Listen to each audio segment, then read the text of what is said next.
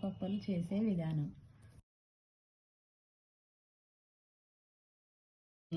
5 గ్లాసుల బియ్యం పిండి, కప్పు పుట్నాల పిండి,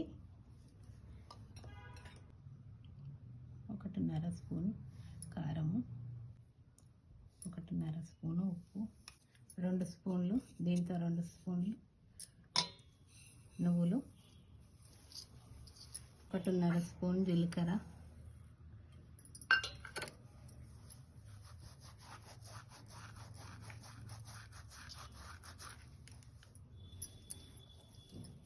పావు స్పూన్ పసుపు,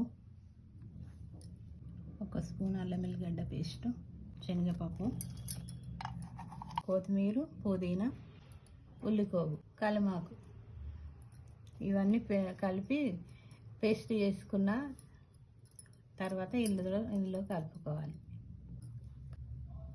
పేస్ట్